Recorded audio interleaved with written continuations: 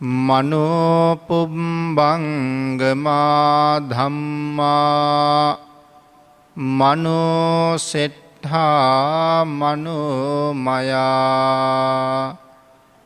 මනසාචේ පසන්නේන භාසතිවා කරෝතිවා තතෝනං සුඛමන්වේති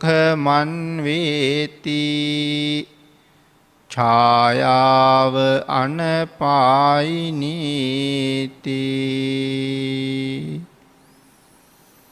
පිනතනි ධර්මදේශනාවේ මාතෘකාව හැටියට මම යොදාගත්තේ ධම්මපද පාළියේ යමක කියන වර්ගයේ, ඒ කියන්නේ ආරම්භක වර්ගයේ දෙවනි ගාථාව. අපේ බුදුරජාණන් වහන්සේ සවැත් නුවර ජේතවනාරාමේ වැඩ ඉන්න කාලේ තමයි මේ ගාථා රත්නය දේශනා කොට වදාළේ. මට්ට කුණ්ඩලී කියන දිව්‍ය පුත්‍රයා, නැත්නම් මට්ට කුණ්ඩලී කියන දරුවා දෙව්ලොව ඉපදීම හේතු කරගෙන තමයි මේ ගාථා රත්නය දේශනා කොට වදාළේ. අපේ බුදුරජාණන් වහන්සේ සවැත් නුවර ජේතවනාරාමේ වැඩ ඉන්න කාලේ බොහෝම ඉසුරුමත් පවුලක තමයි මේ කුණ්ඩලී කියන දරුවා ඉපදෙන්නේ. හුඟක් ඉසුරුමත් වුණාට බොහෝම තණ්හාධික තාත්තා කෙනෙකුගේ පුතෙක්. මේ තාත්තගේ නම අදින්න පුබ්බක. පුදුම විදිහට ලෝභයි. කොච්චර ලෝභද කියලා සඳහන් කෙරුවොත් තමන්ගේ පුතාට පාණ්ඩු රෝගයක් හැදිලා. ඒ අවුරුදු 16ක් වගේ වයසේ. ඉතාම ලස්සන රූපයක් තිබිච්ච දරුවෙක් කියලා තමයි සඳහන් කරලා තියෙන්නේ. අම්මා ගිහිල්ලා ස්වාමියාට සඳහන් කරනවා පුතාට පාණ්ඩු රෝගයක් හැදිලා. ඉතින් වෛද්‍යවරයෙක් හොයලා මේකට වෙදකම් කරන්න වෙයි කියලා. එකම දරුවයි ඉන්නේ. නමුත් තාත්තා මොකද්ද කිව්වේ? වෙදකම් කරන්නත් ඕනේ තමයි. නමුත් ඉතින් ඔව්වට වියදනුත් වෙනවනේ සෑහෙන්න. එව්ව ගැනත් හිතන්න එපයි කියලා කිව්වා. අම්මා කිව්වා කැමති විදිහකට කරන්න. දැන් ඒ නිසා බ්‍රාහ්මණතුමා කල්පනා කළා වියදම් නොවි වෙදකම් කරන ක්‍රමයක්. ඒ හින්දා ගමේ ඉන්න වෙද මහතුරු ගාවට ගිහිල්ලා නිකන් කතා කර කර ඉන්න ගමන් අහවල් ලෙඩවලට මොන මොනවද පාවිච්චි කරන්නේ. නිකන් කතාවෙන් අහනවා. එහෙම ඇවිල්ලා ඒ බෙහෙත් දරුවට දෙනවා. ඔහොම කරන්න ගිහිල්ලා දරුවගේ ලෙඩේ උත්සන්න වුණා. ඉතින් මේ කුණ්ඩලී මට්ට කුණ්ඩලී කියලා නම හැදුනෙත් මේ තාත්තගේ තියෙන ලෝභකම හින්දාම තමයි. ගෙදර ඕන තරම් රත්තරන් තිබුණා. නමුත් පුතාට කුණ්ඩලාභරණයක් හදලා දෙන්න රංකරුවෙක් ගාවට ගිහිල්ලා වියදම් කරන්න මේ තාත්තා කැමැති. හැදුම් කුලිය දෙන්න. ඒ හින්දා තාත්තම මිටියක් අරගෙන තලලා ඒක පුතාගේ එල්ලුවා. ඉතින් ඒ නිසා කුණ්ඩලී පස්සේ කාලේ මට්ට කුණ්ඩලී කියලා ප්‍රසිද්ධ වුණා. දැන් අවුරුදු 16ක් පාණ්ඩු රෝගේ හැදිලා තාත්තා මේ එක එක්කෙනාගෙන් අහගන්න බෙහෙත් දීලා දැන් බොහෝම අසාධ්‍ය තත්ත්වයට පත් වෙලා. දැන් බ්‍රාහ්මණතුමා ලෙඩා බලන්න ගෙදර එන කට්ටිය ගේ ඇතුලේ තියෙන ධනස්කන්ධය දකී කියලා ළමයා ගෙනහිල්ලා එළියේ ඇඳක් උඩ තිබ්බා. දැන් මෙයා බොහොම මරණාසන්නයි. පුතා මැරුණට කමක් නැහැ. තාත්තට එයාගේ ධනය තමයි ඉතුරු වෙන්න ඕනේ. අපේ බුදුරජාණන් වහන්සේ එදා උදේ පාන්දර මහා කරුණා සමාපත්තියට සමවැදිලා හැමදාම උදේ දහවසට ලෝක ධාතුව පුරාම එළන කරුණාවේ දැල එදත් මේ ලෝක ධාතුව පුරාම එළුවා. උදේට නැගිටලා තමන් වහන්සේගේ සුගන්ධ කුටිය දොරටුව ගාව ඉඳලා සක්වල ගල කෙරවල දක්වාම බලනවා. හවසට සක්වල ගල ඉඳලා සුගන්ධ කිටිය දොරටුව ගාවට එනකම් බලනවා. මගෙන් කාටද අද විශේෂයෙන් පිහිටක් වුණේ. මම පිහිට වුණොත් මම එතෙන්ට වැඩියොත් ඔවුන්ට එයින් ප්‍රයෝජනයක් ලැබෙනවාද. ආං ඒ කරුණා දැලට අහුවෙන උන් කොටු කර ගණ්ඩයි මේ කරුණා දැල එලන්නේ. එදා උදේ පාන්දර භාගිතුන් වහන්සගේ කරුණා දැලට කොටු වනේ මේ අහිංසක මට්ට කුණ්ඩලි. භාගිතුන් වහසේ ඒ කාරණාව හොඳට විමසිලිමත් වුණා. මම එතනට වැඩියොත් මට්ට කුණ්ඩලීට යහපතක් වෙනවද. මට්ට කුණ්ඩලීට යහපතක් වෙනවා වගේම තව කී දෙනෙකුට යහපතක් වෙනවද.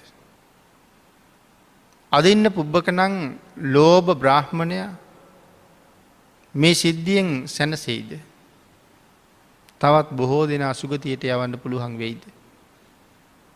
මේ කරුණු භාගිතුන් වහන්සේ විමසිල්ලෙන් බැලුවා. ඒ හැම කරුණක්ම වාගේ මුදුන්පත් කරන්න පුළුවන්. එහෙමනම් මේක හොඳ අවස්ථාවක්. තමන් වහන්සේගේ සම්මා සම්බුද්ධත්වය ලබාගණ්ඩ අප්‍රමාණව සංසාරය විඳපු දුක් ඒ දුක්වින්දි ලෝක සත්වයා වෙනුවෙන් ආං එයින් ලොකු ප්‍රයෝජනයක් ගණ්ඩ තියෙන අවස්ථාවක් මේක. බොහෝ දෙනෙකුට පිහිට වෙන්න තියෙන වෙලාවක්. අපේ බුදුරජාණන් වහන්සේදා භික්‍ෂූන් වහන්සේලත් එක පිණ්ඩ පාති වැඩලා ආපහු වඩින ගමන් මට්ට කුණ්ඩලීගේ ගෙදර ගාවට වැඩිය. මට්ට කුණ්ඩලී හිටිය බිත්තිය පැත්ත බලාගෙන. ඉතාම ආසන්නයි මරණයට. භාගිතුන් වහස දකිින් නැතිවෙයි. නමුත් භාගිතුන් වහස දැක්කොත් හිත පහදී හිත පැහැදුනොත් දෙව්ලව උපදී. ඒ නිසා භාගිතුන් වහන්සේ මට්ට කුණ්ඩලී බිත්තිය පැත්ත හැරිලා ඉන්නකොට ඒ බිත්තියට අපූරු රශ්මි කදම්බයක් එල්ල කළා. බුද්ධ රශ්මිය. කවදාවත් දැකල නැති මේ අපූරු ආලෝකය කොහෙන්ද එන්නේ කියලා බලන්න නිසා අමාරුවෙන් නමුත් අනි පැත්ත හැරුණා. හැරෙන කොටත් දැක්කේ බුදුරජාණන් වහන්සේගේ රන්වන් පාටිං බැබලෙන මුව මඩල. ඇති වුණේ පුදුමාකාර සතුටක්.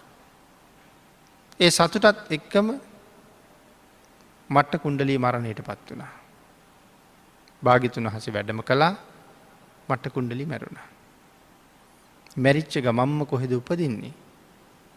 තෞතිසා භවනය තමයි උපදින්නේ.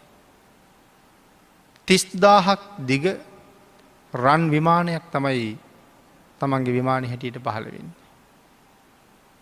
ආං එහි පහළ වෙලා දිව්‍යාංගනාවන් විශේෂ වශයෙන් පිරිවරාගෙන ආරක්ෂක දෙවියොත් ඉන්නවා. නමුත් කල්පනා කරලා බැලුවා මංවාගේ කෙනෙකුට දෙව්ලොවෙන්ඩ මග හැදෙන කොහොමද. කරුණු කාරණා සියල්ලම වැටහුණා. තමන්ගේ තාත්තා දැන් පුතා මැරිච්ච නිසා හැම දාම සොහනට ගිහිල්ල අඩනවා. එකම පුතා මැරුණ නිසා. මට්ට කුණ්ඩලී කල්පනා කළා මේ ලෝභකමින් පිරිලා ඉන්න මගේ තාත්තා. මට පුළුහන්ද ඒකෙන් මුදුවගන්ට. එහෙම හිතල මට්ට කුණ්ඩලීගේ වේසෙම්ම සොහනට ඇවිල්ල දැ මෙයත් අඩනවා. තාත්තත් අඩනවා මෙයත් අඩනවා. එදා බමුණ ඇහුව මේ කවුද උඹ මොක දොටටලා අඩන්නේ. ඊට පස්සේ මෙයා කියනවා මට කරත්තයක් හදා ගණ්ඩ ඕනේ. කරත්තය දැන් හදල තියෙන්නේ කරත්තයට රෝධ දෙකක් ඕනේ. බමුණ අහනවා රත්තරනින්ද ඕනේ මැණික්වලින්ද ඕනේ රිදීවලින්ද නැත්තං රිදීවලින්ද ඕනේ. රං රිදී මැණික් මේ මොනවගෙන්ද කරත්තයට රෝධ දෙක ඕනේ. දැන් බලන්නකො පුතාට කුණ්ඩලාභරණයක් හදලා දුන්නේ නැහැ. පාණ්ඩු රෝගෙට බෙහෙතක් අරන් දුන්නේ නැහැ. දැන් අහනවා කරත්තෙට රෝද දෙක රණින් රිදියෙන් නැත්තම් මැණිකෙන් හදලා දෙන්න. දිව්‍ය පුත්‍රයා කල්පනා කළා මේක පුදුම වැඩක් නේ. කොච්චර හොඳද? ඒ වෙලාවේ අහනවා දැන් උඹ අඬන්නේ මොකටද? ඒ වෙලාවේ සඳහන් කළා මට හිටියේ එකම පුතයි. මගේ පුතා මැරුණා. මං ඒ දුකට අඬන්නේ. දිව්‍ය පුත්‍රයා සඳහන් කළා මං වගේම රූපයක් තිබිච්ච පුතෙක්. ඒ පුතා මැරිලා ගිහිල්ලා. ඒ පුතා මැරුණේ ඇයි කියලා අහපම කරුණ ඔක්කොම කීවා. ඒ කියහම සඳහන් කළා තමන්ගේ එකම පුතා මැරිලා යනකම් ඔය ධනය වියදම් කරපු නැති උඹ දැන් මට රං රිදී නැත්තම් මැණික් වලින් කරත්ත රෝද හදලා දෙන්න කතාව. මට ඕනේ ওই කරත්ත රෝද නෙමෙයි. මගේ කරත්තෙට ඉරයි හඳයි තමයි මං හොයන්නේ. ඒ වෙලාවේ බමුණා කියනවා ඔබ මහා මෝඩයි. ඇයි කියලා ඇහුවා. උඹට කවදාවත් ওই දෙක හම්බ වෙනවද? ඊට පස්සේ කියනවා මට වඩා උඹ මෝඩයි. ඇයි ඒ කියලා බමුණා ඇහුවා. මම නම් අඬන්නේ පේන වස්තුවක් ඉල්ලලා. උඹ අඬන්නේ අය කවදාවත් නොපෙනෙන දෙයක් ඉල්ලලා. එතකොට කවුද වැඩියෙන්ම මෝඩ කියලා ඇහුවා. බමුණට කාරණාව තේරුම් ගියා. ඊට පස්සේ බමුණ අහනවා ඇත්තටම මගේ පුතාගේ රූපේ වගේම රූපයක් තියෙන උඹ කවුද කියලා. උඹ කොහෙද ඉන්නේ කියලා ඇහුවා. ඒ වෙලාවේ සඳහන් කළා මම තව්තිසා වැසි දෙවියෙක්. උඹේ තාත්තා අම්මා කවුද කියලා ඇහුවා ඒ කාලේ. ඒගොල්ලෝ මහ පුදුම වාසනාවන්ත ඇති. අන්තිමට කියනවා වෙන කවුරුවත් නෙමෙයි මගේ තාත්තා තමයි අර අදින්න පුබ්බක බමුණා. පාණ්ඩු රෝගයක් හැදිලා මම මැරෙනකම්ම කෝටි ගාණක් ධනෙ තියාගෙන වියදම් කළේ නෑ. බමුණට කරුණු කාරණා කියලා දුන්නා. බුදුරජාණන් වහන්සේ පහළ වෙලා ඉන්නවා. මම දිව්‍ය ලෝකෙ ගියේ භාග්‍යතුන් වහන්සේ කෙරෙහි හිත පහදවාගෙන.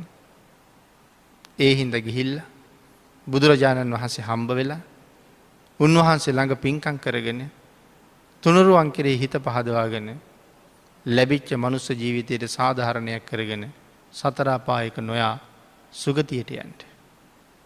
බමුණ මේ කතාව අහගෙන බුදුරජාණන් වහන්සේ ගාවට ගියා.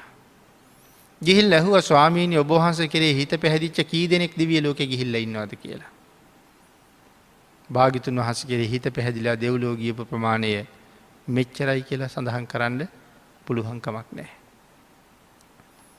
ඉතින් අන්තිමට බ්‍රාහ්මණයත් තමන්ගේ වස්තුව බොහෝ සෙයින් වියදම් කරලා දන් දීලා බොහෝ පින් කරගත්තා. එදා භාග්‍යතුන් වහන්සේ අදින්න පුබ්බක බමුණට ධර්ම දේශනා කළා. ඒ ධර්ම දේශනා කළේ මේ අපි මාතෘකා කරගත්ත ගාථා රත්නය යොදාගෙන. එතකොට අර තව්තිසාවේ ඉපදිලා ඉන්න දිව්‍ය පුත්‍රයා එයත් මෙතන හිටියා. හිත පැහැදිලා දෙව්ලොව ගියේ. තාත්තත් සෝවාන් වුණා මේ ගාථාවෙන් කරපු දේශනාව අහලා. දිව්‍ය පුත්‍රයාත් සෝවාන් වුණා. තවත් විශාල පිරිසක් ධර්ම අවබෝධය ලැබුවා. ඉතින් මේ කාරණාව තවත් බොහොම දීර්ඝව සාකච්ඡා කරන්න තිබුණත් අපි මේ කෙටි කාලයක මේ ධර්ම දේශනාව සිදු කරන නිසා මේ ගාථාවේ ධර්මාර්ථයත් තව ටිකක් සාකච්ඡා කරමු. භාග්‍යතුන් වහන්සේ කෙරෙහි සිත පැහැදිච්ච නිසා දිව්‍ය ලෝකෙ ගියපු අය කොච්චර ඉන්නවද කියලා අදින්න පුබ්බක බමුණ බුදුරජාණන් වහන්සේගෙන් ඇහුවා. මේ ගාථාවේ සඳහන් කළේ මනෝ පුබ්බංගමා ධම්මා මනෝ සෙට්ඨා මනෝමය. මේ ලෝකෙ මිනිස්සු කරන හැම ක්‍රියාවකටම හිතන හැම සිතුවිල්ලකටම තමන්ගේ මනස මුල් වෙනවා. තමන්ගේ මනස ශ්‍රේෂ්ඨ වෙනවා. ඒ මනස මුල් කරගෙන ශ්‍රේෂ්ඨ කරගෙන ඊටාම පැහැදුණු සිතින් යුක්තව යමක් කළොත් ඒක කොයි තරම් ශ්‍රේෂ්ඨද කියන කාරණාව තමයි සඳහන් කළේ. සුගතිගාමී වෙන්න තරම් ඒක හේතු වෙන ක්‍රියාවක් බවට පත් වෙනවා. පැහැදුන මනසින් කරන ක්‍රියාව ඊටාම උතුම්. මේ කාරණාව පැහැදිලි කරන තව අපූර්ව ධර්ම කාරණාවක් සඳහන් වෙනවා අපේ විමානවත්තු පාළියේ. මේ පින්නතුන් මේ ධර්ම කාරණාව බොහෝම හොඳට අහලා ඇති කියලා හිතනවා. අපේ බුදුරජාණන් වහන්සේ පිරිනිවන් පෑවට පස්සේ අජාසත්ත මහරජුරු ධාතුන් වහන්සේලා තැන්පත් කරලා හදාපු එක චෛත්‍යයක්. එක දුප්පත් කාන්තාවක් මේ චෛත්‍යයට මල් පූජා කරන්න ගියා. ඇය පූජා කරන්න අරගෙන ගියෙත් බොහොම දුප්පත් මලක්. ඇය ගෙනහිල්ලා තියෙන වැටකොළු මල්. වැටකොළු මල් 4ක් තමයි අරගෙන යන්නේ චෛත්‍යයට පූජා කරන්න. දැන් ඇය චෛත්‍ය දිහා බලාගෙන සිහිපත් කරන්නේ බුදුරජාණන් වහන්සේ. ඒ වැඩ ඉන්නේ බුදුරජාණන් වහන්සේ.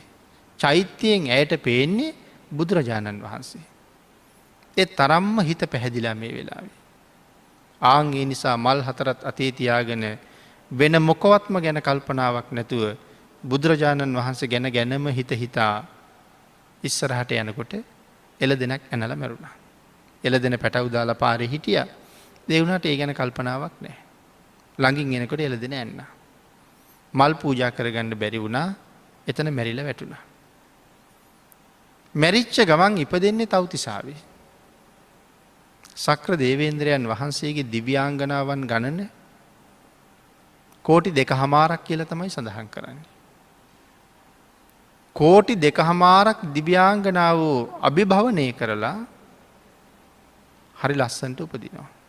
ඒ කියන්නේ මේ හදිස්සියේ පහළ වෙච්ච දෙවඟන තරම් අර කෝටි 2.5ම ලස්සන නැහැ. ඒ සියල්ලම රූපයෙන් පරාද කරනවා.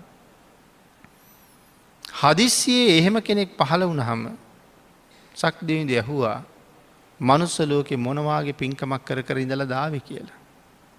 ආන් ඒ වෙලාවේ මතක් කළා ස්වාමීනි මහා ලොකු පින්කමක් නම් කළා නෙමෙයි. මේ මනුස්ස ලෝකේ තියෙනවා කෝසාතකී කියලා වැලක්. ආන් ඒ වැලෙන් ඒතං චත්තාරි පුප්පානි මම මල් 4ක් කඩාගෙන බුදුන් වඳින්න ගියා. චෛත්‍ය ගාවට. චෛත්‍යයක් අරමුණක් තිබුණේ නැහැ. මම දැක්කේ භාග්‍යතුන් වහන්සේ වැඩ ඉන්නවා. ස්වාමීනි මට මල් 4 පූජා කරන්න බැරි වුණා. මගදී එළදෙනක් ඇනලා මැරුණා. මල් 4 පූජා කරන්න ලැබුණා නම් මම මෙහෙ උපදින්නේ නැහැ. මීට වඩා ඉහළ තැනකට යනවා. නමුත් මග මැරිලා මෙතෙන්ට ආවා. මේ කාරණාව අහලා මාතලී දිව්‍ය පුත්‍රයාට කතා කරලා මාතලී මේ බලන්නකෝ අසිරිමත් පූජාවක තියෙන වටිනාකම මේ වෙලාවේ ශක්‍ර දේවේන්ද්‍රයන් වහන්සේ දිව්‍යාංගනාවොත් පිරිවරාගෙන නන්දන උයනට විනෝද වෙන්න යන්න ලැහැත්තිලා හිටපු වෙලාව. ආන් ඒ හින්දා මාතලීට කියනවා මාතලී පස්සේ විනෝද වෙමු. මේ බලන්න මේ පූජාවේ ලස්සන. ලැබිලා තියෙන ප්‍රයෝජනෙ අපි ඔක්කොම යන් චෛත්‍ය වඳින්න. 7 දවසක්ම සිළුමිණි සෑය ළඟ පූජා පැවැත්තුවා. චෛත්‍ය වන්දනාව ඒ තරම්ම උතුම්. හැබැයි සිත පැහැදීමෙන් කරන වන්දනාව. යම් ක්‍රියාවක් සිත පැහැදීමෙන් සිදු කරන්නේ නම් එහි අල්ප බවක් නම් නැහැ කියලා සඳහන් කරනවා. යම් පිනක් සිත පහදවාගෙන කරනවා නම් ඒකේ කිසිම අල්ප බවක් නැහැ. ඒක අතිශයින්ම මහත්ඵලයි මහානිසංසදායකයි. එහෙමනම් මෙතන සඳහන් කළේ මනසාචේ පසන්නේන භාසතිවා කරෝතිවා. පැහැදුණු මනසින් යුක්තව යමක් කියයිද යමක් කරයිද තතෝනං සුකමන් වේති. ඒ ක්‍රියාව ඔහු සැපයටම පත් කරනවා. තතෝනං සුකමන් වේති. ඒ සැපය ඔහු කවදාවත් අත්හරින්නේ නැහැ. කොයි වගේද? ඡායාවාන පායිනි. අපි පිටිපස්සෙන් අපේ හෙවණැල්ල අත් නොහැර මෙනවා වගේ පැහැදුණු මනසින් යුක්තව කරන කියන දේ මේ සසර නිවන් දක්නා ජාති දක්වාම අපි අත් නොහැර පිටි පස්සෙන් වෙනවා. අපේ බුදුරජාණන් වහන්සේ පිළිබඳව සිත පහදවාගත්ත කරුණක් මේ සාකච්ඡා කළේ. එහෙමනම් තුනුරුවන් පිළිබඳව පැහැදීමෙන් කරන හැම ක්‍රියාවක්ම අප්‍රමාණානිසංස සහිතයි. මේ භාග්‍යතුන් වහන්සේ ජීවමානව වැඩ හිටපු කාලේ. අදත් පැහැදීමෙන් යුක්තව පැහැදුණු සිතින් යුක්තව ජීවමාන බුදුරජාණන් වහන්සේට ඇප උපස්ථාන කරන්න අපිට බැරිකමක් නෑ කියන එක අපේ බුදුරජාණන් වහන්සේම කරුණු පැහැදිලි කළා. යම් කෙනෙකුට ධාතුන් වහන්සේ නමක් උදෙසා යම් පූජාවක් පැහැදුණු සිතින් යුක්තව කරගන්න පුළුවන් නම් එහි ආනිසංසයේ අල්ප බවක් නන්නේ. චෛත්‍ය වැඳල ලැබුණේ එහෙම ආනිසංසයක්. මේ කාරණාව පැහැදිලි කරන තව තැනක් අපි පිටකේ තියෙනවා.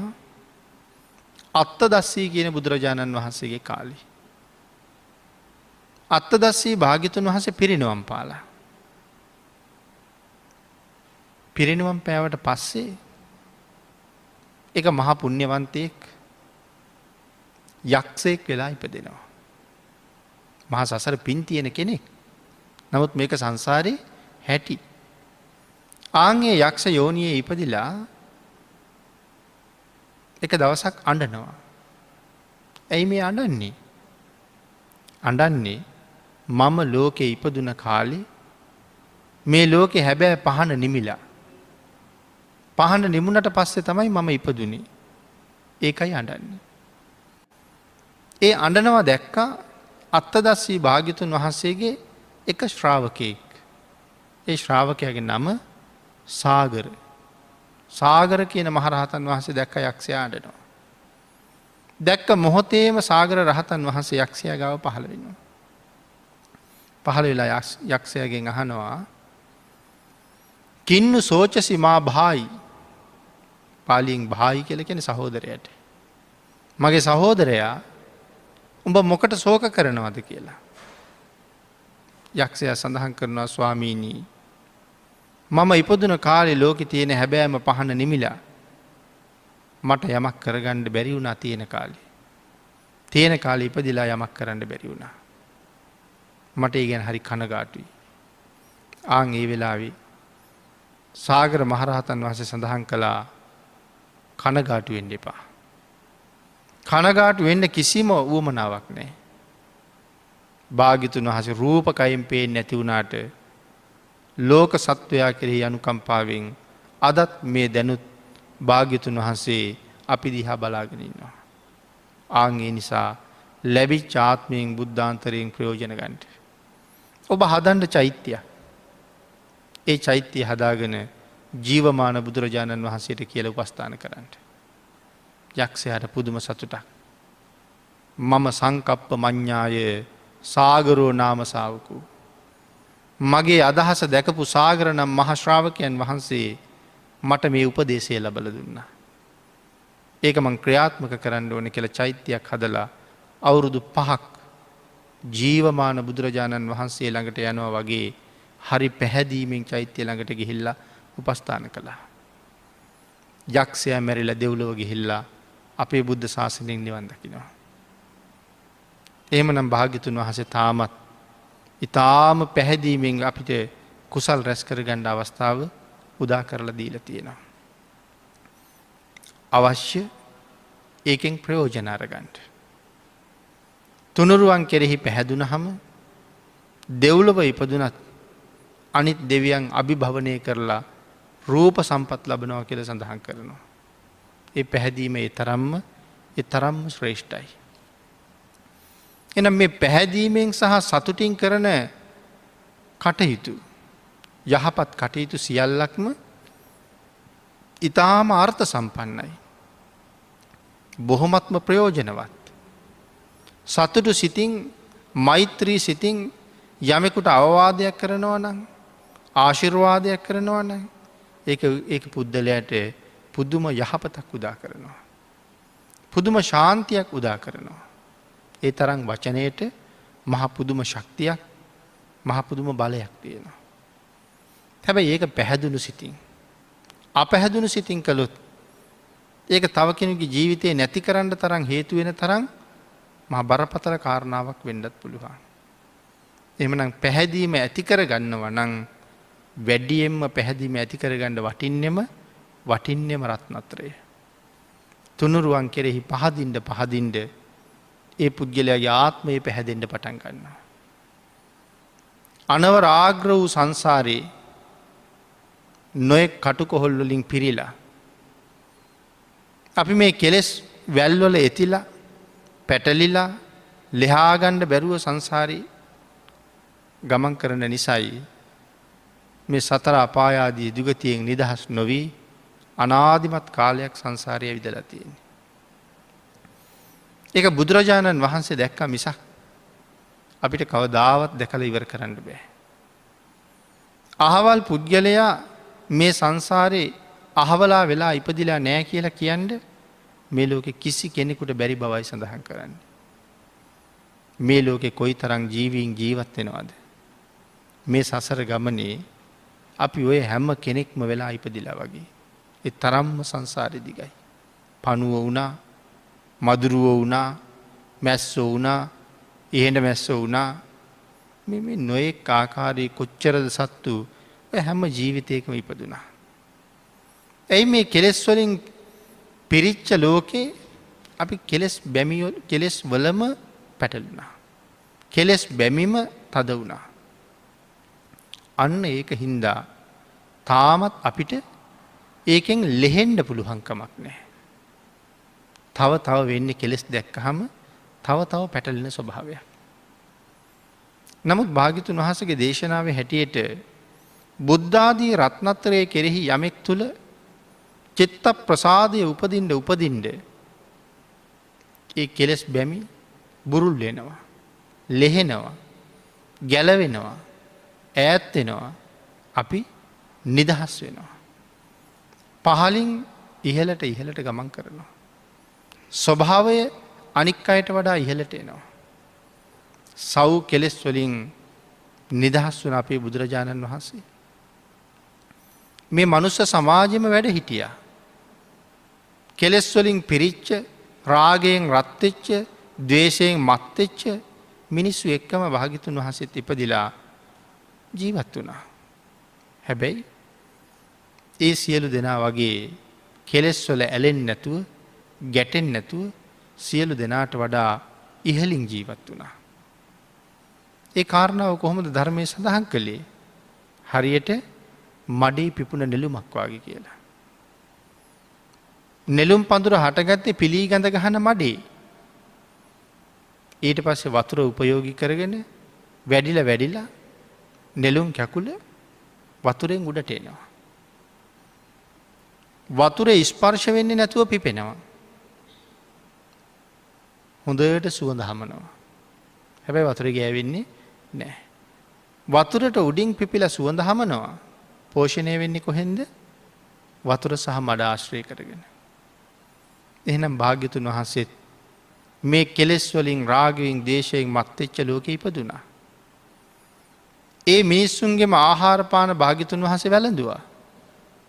එයින් භාග්‍යතුන් වහන්සේ පෝෂණය වුණා. නමුත් කවදාවත් භාග්‍යතුන් වහන්සේ කෙලෙස් වල පැටලුණාද? එහෙනම් සියල්ලටම ඉහළින් භාග්‍යතුන් වහන්සේ වැඩ හිටියා.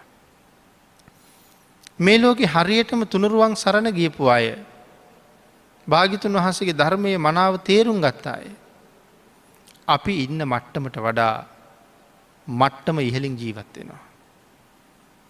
අකුසල් කරන්නේ, පහත් වැඩවලට යන්නේ, යුතුයකම් අත්හරින්නේ, බොහොම ලස්සනට ජීවත් වෙනවා.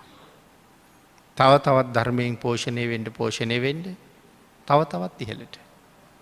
එහෙමනම් බුද්ධ ආදී රත්නත්‍රයේ කෙරෙහි යමෙක් පැහැදුනා නම්, පැහැදීමෙන් කටයුතු කරනවා නම්, ඒ අය නිරයට යන්න පාර හදා ගන්නවා බොහොම අඩුයි. තිරිසන් ලෝකේ ඊටාම කුඩා සතාගේ ඉඳලා තිමිර පිංගල වාගේ මහා සත්වයන් ගාවට යනකම් තිරිසන් ලෝකේ ඉපදින්න තියෙන අවස්ථාව පුළුවන් තරම් මග හැර ගන්නවා.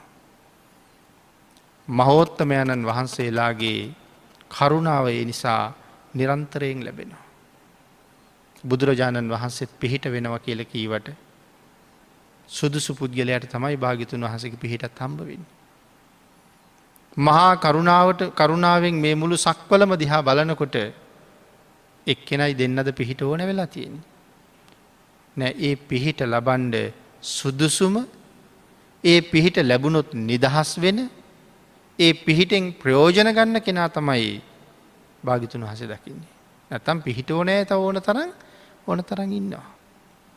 එනම් අදත් අපිටත් භාගිතුන් වහසගේ පිහිට භාගිතුන් වහසගේ සරණ කිසි සේත්ම නැතුව නෙවෙයි. මේ කතා කරන මේ මොහොතෙත් බුදුරජාණන් වහන්සේ අපි දිහා බලාගෙන ඉන්නේ. ඒ කාරණාව පින්නතුන අපි එහෙම්මම දකිින්ට ඕනේ. බුදුරජාණන් වහන්සේට විරුද්ධ වෙන්ඩ අකීකරුවෙන්ඩ හිතන හැම මොහොතකම අපිට හිතෙන්න්න ඕන කොහොමද බුදුරජාණන් වහන්සේ බලාගෙන ඉන්නකට මම මේ වැරද්ද කරන්න. අපිට එපා කියලා උපදෙස් දුන්න උන්වහස බලාගෙනට මට වැරදි කරන්න පුළුවන්ද. අතීතය අය හුඟාක් පව්වලින් වැලකුණේ ඔය කාරණාවත් එක්. ශ්‍රද්ධාව හුඟ වැඩි. වැරදි කරන්න ගියහම අනික් අයට හොරෙන් මේ වැඩේ කලාට දෙවියන්ට පේනවා. අනික් අයට නම් හොරෙන් කරන්නේ දෙවියන්ට පේනවනේ. දැන් මට තව වෙලාවක කරදරයක් වෙනකොට මං අහනවා දෙවියන්ටවත් පේන්නේ නැද්ද මේක කියලා. මොකද නැත්තේ පේනවා. ඒ වුණාට පිහිට වෙන්න තරම් මගේ ළඟ වටිනාකම් නැහැ. නොපෙනෙනව නෙමෙයි. ඒ හින්දා අතීතයේ අය පව් කරන්න බය වුණා හොරෙන් කළාට දෙවියන්ට පේනවා. මොනම හේතුවකින් හරි දෙවියෝ දැක්කේ නැත්තම් රහතන් වහන්සේලා දකින්නමයි.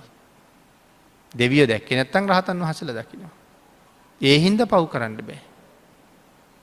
රහතන් වහන්සේලාටත් නොපෙනුණා වුණොත් ඒ කාට නොපෙනුනත් භාග්‍යතුන් වහන්සේ රෑ දවල් දෙකේම මම දිහා බලාගෙන ඉන්නවා.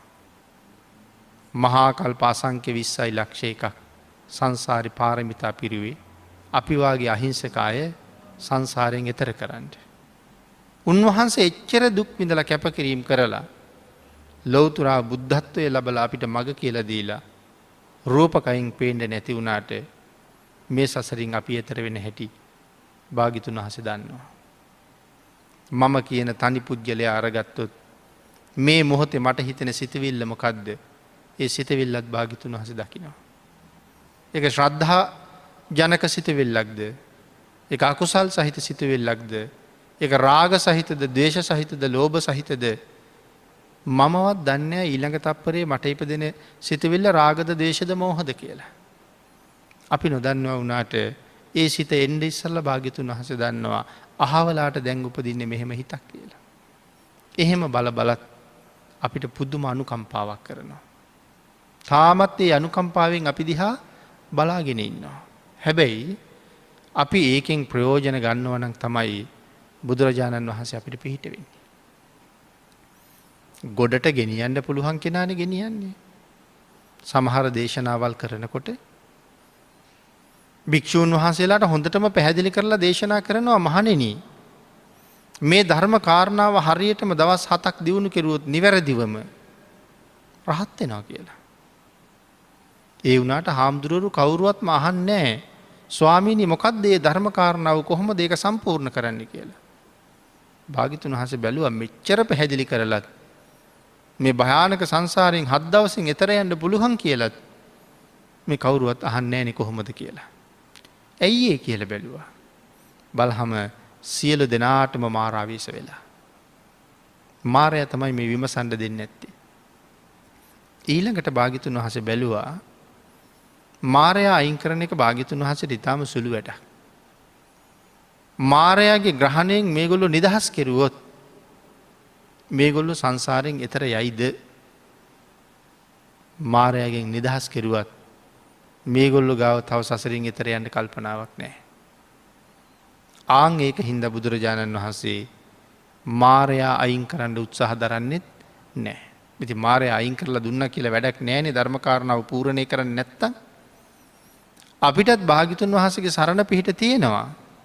නමුත් තාම තෙරුවන් සරණ ගිහිල්ලා මේ සංසාරයෙන් එතර යන්න වීරියක් උත්සාහයක් නැත්තම් මේ තරම් බණ අහනවා. මේ තරම් කරුණු දැනගන්න අවස්ථාව තියෙනවා. ශ්‍රේෂ්ඨ සම්මා දිට්ඨික මනුස්ස ජීවිතයක් හම්බ වෙලා තියෙනවා. බුද්ධාන්තරයක එක තීරණය වෙලා තියෙනවා. බොහෝ පින් කරගන්න පුළුවන් පරිසරයක ඉපදිලා තියෙනවා. සසර කුසල් තියෙන නිසා ෂණ සම්පත් හොඳට ලැබිලා තියෙනවා. අඩුපාඩුවක් නැතුව ඉන්න මෙවන් මොහොතක සසර බය උපදෝලා ඒ භයංකාර සංසාරයෙන් එතර යන්න වීරිය වඩන්නේ නැතුව තව තවත් සංසාරේ පැටලෙන්න පුළුවන් දේවල් වලම ගැටි ගැටි ජීවත් වෙන අය භාග්‍යතුන් වහන්සේ දකින්නවා. දැක්කට මේ අය ගොඩ යන්නේ නැති බව ලේසියෙන් දන්නවා. තව බුද්ධාන්තර කී පාරක් අපායේ වැටෙනවද? කී පාරක් പ്രേත වෙනවද? කී පාරක් ඉහෙඳ වෙනවද? කී පාරක් පණුව වෙනවද? මේ සේරම දන්නවා. ආන්ගේ දැනගෙන ඊතර වෙන්න වීරිය වඩන අයට භාග්‍යතුන් වහන්සේ හැම වෙලාවෙම පිහිට වෙනවා. එහෙනම් යමෙක් එවන් වීරියක් වඩන්න එළවෙනවා කියලා කියන්නේ පසන්න චිත්ත. පැහැදුණු සිතින්නේ ශ්‍රද්ධාව නිසානේ එළමෙන්නේ. ශ්‍රද්ධාව නැති නිසානේ සිල් ආරක්ෂා කරන්න බැරි වෙන්නේ.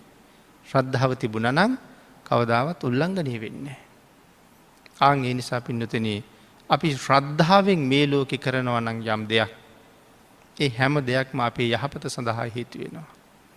එහෙනම් ධර්ම දේශනාවේ කාලයත් නිමා වෙලා නිසා අපි අවසාන වශයෙන් සිහිපත් කරමු. පැහැදීම ශ්‍රද්ධාව උපදවා ගන්න මේ ලෝකේ තියෙන හොඳම තැන තමයි තුනුරුවන්. තුනුරුවන් කෙරෙහි පැහැදිච්ච කිසි කෙනෙකුට කවදාවත් අලාභයක් නැහැ. ඒක ලාභයක්මයි. සසර නිවන් දක්නා ජාති දක්වා ඒක අපිට පිහිට වෙනවා. එක ආත්මයකින් දෙහිකින් සීමා වෙනව නෙමෙයි නිවන් දකින්න තුරු ඒක අපිට පිහිට වෙනවා. ඒ නිසා නිවැරදිවම තෙරුවන් සරණ ගියපු කෙනෙක් මරණයත් සමගම සුගතියේ උපදින බවයි ධර්මයේ සඳහන් කළේ. එයම මහ පුදුම ලාභයක්.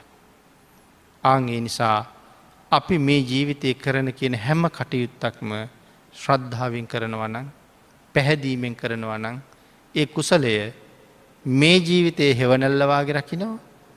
නිවන් දක්නා ජාති දක්වා අපිව සුරක්ෂිත කරන්න මහා ලොකු ආරක්ෂාවක් පිහිටක් ඒ පැහැදුන සිත තුළ තියෙනවා. ඒ නිසා ප්‍රසන්න සිතින් යුක්තව බොහෝ කටයුතු කරන්නත් නිවැරදිව තුනුරුවන් සරණ යන්නත් අප්‍රමාණ ශ්‍රද්ධාවෙන් කටයුතු කරන්නත් එයින් සතර අපායෙන් මිදලා සුගතියෙන් සුගතියට ගමන් කරන්නත් අපි සියලු දෙනාටම ශක්තිය ධෛර්යය භාග්‍ය වාසනාව උදා වේවා කියලා ප්‍රාර්ථනා කරමු.